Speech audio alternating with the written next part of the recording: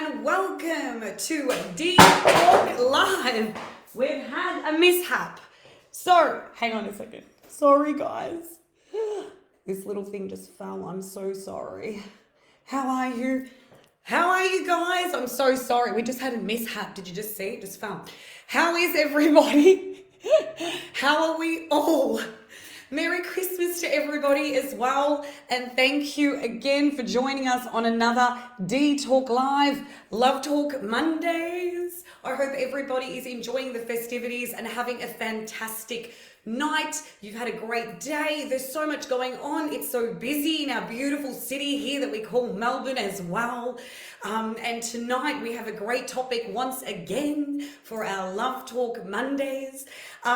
Tonight's topic goes into about arguing within a relationship and asking the question if arguments are healthy in a relationship. So is it good to fight? Is it good to argue? Is it a healthy bonding relationship? Like, does it glue us back together?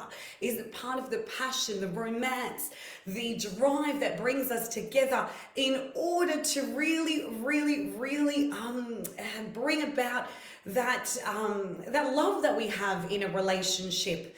Hey Pete, how are you? For me, and what I wrote, especially with the post and everything, I see it within terms of my parents. My parents are like crazy in love, but they fight like cats and dogs. But it's their way of expressing how much they care about each other and how much they love each other as well. That's the reason why. So when we argue, there are many times we don't argue because we want to start fighting with someone. It's about specific ideals and principles that we don't necessarily agree with. So everybody has a different dynamic in a relationship, and it's the way we bounce off each other that pretty much brings about what we're trying to express. And sometimes we don't always get along on topics, or we might not always agree. We agree to disagree in order to keep the peace as well, because we're scared that if we go further, something terrible might happen as breaking up, let's just say. But some people, when they're in a relationship, it doesn't necessarily mean that they're going to break up because they're fighting so much. It's part of the way that they communicate a message towards one another, because they're so used to being with one another for that many years. Hey Trishy! So it's really, hey Strat, you guys rock. I love you all so much. So it really depends on the situation and how long you've been with that person as well. But if you keep on fighting with somebody consistently on a weekly basis or whatever it is, it just pretty much proves to show that, maybe there is something wrong with your relationship. It's not really normal to be fighting consistently. Maybe things have changed throughout the years that you've been together, and it's time to possibly move on or, change the dynamic a little. Even though communication is one of the most important tools to have, we need communication in order to communicate with one another.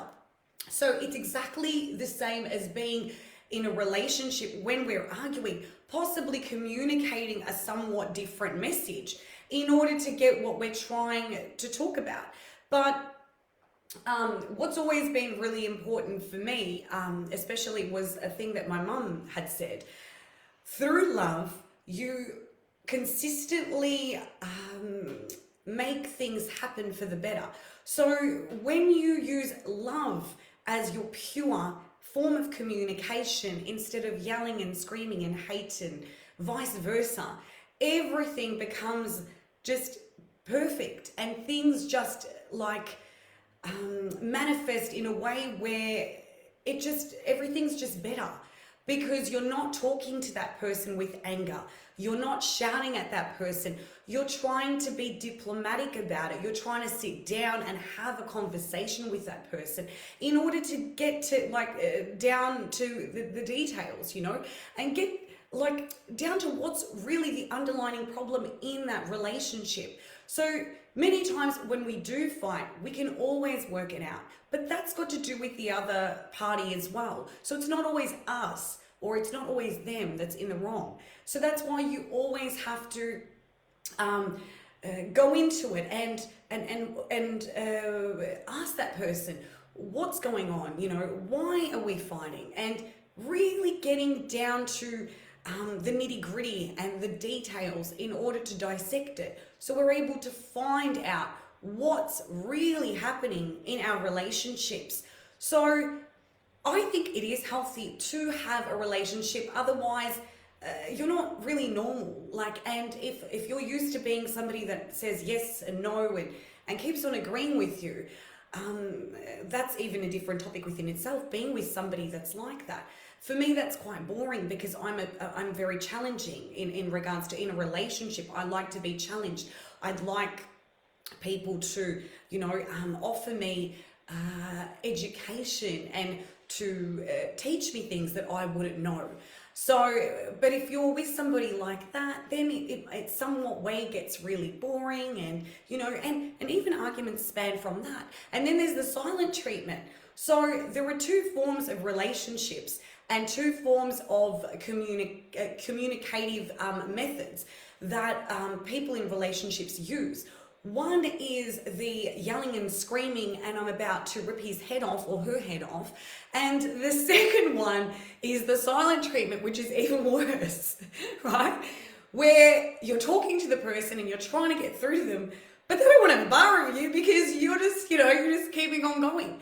And they're the types of people that just need their time in order to cool down. And then you can go back and start again. Or sometimes they might not even speak to you for 2 weeks.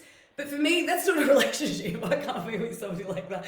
Because I like talking about my problems. You know, like if there's a problem, I'd love to talk to my partner about it in order to get, you know, so then we're good again. Like, there's nothing wrong with giving them their time. I'm not saying you pressurize and you keep on going and you know, but you give them a bit of time, that's fair enough. But then for them to keep on giving you that whole silent treatment thing, I'm sorry, no. Like for me, I don't know about you guys, but for me, it's just not on. It's just not on. My parents are the complete opposite. It's World War III in here every day, but I love it because they're amazing. They express and they're very passionate, maybe because they're migrants, they're Greek, they're Russian, they're a bit of a mix, you know.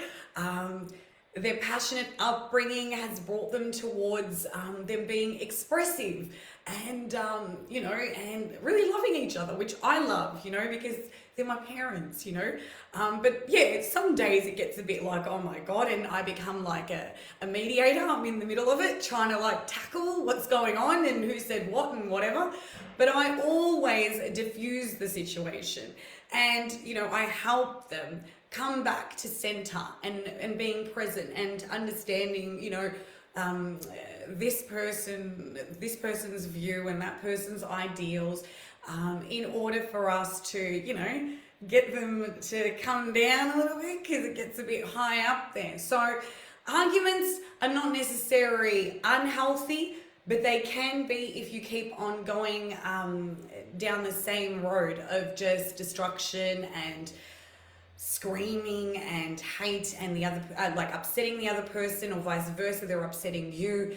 I just think that you should displace yourself from somebody like that, especially if they're not bringing the best out in you and they bring out the worst out in you, because it's part of self-worth and self-love, and you need to love yourself unconditionally before you even get involved with anyone in a relationship to start off with. But while you're in that relationship, you always have to know that you're number one, regardless. You know, you've got to look after yourself.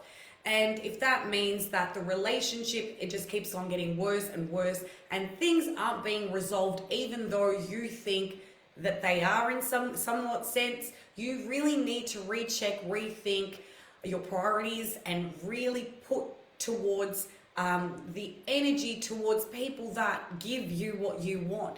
So what is it that you're mirroring? What is it that you want from a relationship? Do you want to be stuck in a relationship where somebody keeps on having arguments with you? They can be emotionally, physically, or passively or aggressively abusive towards you. Do you want that in your life? Because if it's already that way to start off with, What do you think it's going to be when you're married to this person? Or, or you're in a relationship for a lot longer, or you have then you have kids. It's going to get worse, and you're maybe not even supposed to be with this person. And I understand we have feelings, we have expressive emotions, we love these people, and we've shared memories and times with them. But you've really got to ask yourself that question: is this relationship giving you what you want? Is it healthy? Is it detrimental towards your well-being? What is it doing? How is it making you feel? Is it making you stress out? Is it making you have anxiety, depression? Is it worrying you? Is it just taking too much of your energy when it just should be so easy? Because relationships should be easy. They should be just, I know this and he knows that, she knows this and he knows that, It should all work together quite well. Even though we have arguments are a healthy foundation, more or less telling us that that person loves us and cares for us. When you're surrounded by people that consistently go off at you, most of the times they're the people that really love you because they want the best for you. But remember, we set up those boundaries and those foundations also in order to tell these people that this is where you stand, this is where I stand. I understand that you love me and you care about me, but you need to take a step back away from me, as we need to share somewhat form of understanding, right? Where I'm able to see that, yes, you care and that you love about me, but you don't also overtake the energy that I'm in at the moment, right? So that's what having an argument is about. So having an argument is not only about trying to express a specific love, emotive opinion, but a dynamic where you're trying to share your opinion, your ideal and what you feel towards someone, So all arguments are for reasons, but sometimes when it's an overload and it gets too much, we need to really, really stand, in our own right, and pretty much take it on board and say, is this what I want? Is this person going to give me what I need? Whereas in my parents' situation, that's how they were taught. And that's how they've grown up to be and be together. That's their form of understanding. That's what I mean. So every relationship is going to be different. But if it comes to the point where this person is just too much and just keeps on going, and you know that your relationship is somewhat dissipating towards the worst, you need to cut those ties in order to find the real person that will complete your life for the rest of your life. Do you know what I mean? Because that's what life is all about. It's about surrounding yourself with positive people and love, and that people that will bring out, the best in you, and be there for you. So being in a love relationship is not about the whole kisses and the hugs, or as we say in Greek, the hagia και τα λουλούδια, right? Which means the hugs and the flowers. It's also about the communicative emphasis that we give to our relationship, and the love and the support and the longing of being together, and the passionate mindset we have as we're together as two people taking on the world, because that's how my relationship was. It was always about, we're going to take on the world together and we're going to move mountains together, because it's not only a love relationship, it's a friendship. He's your best friend, she's your best friend, whoever it might be.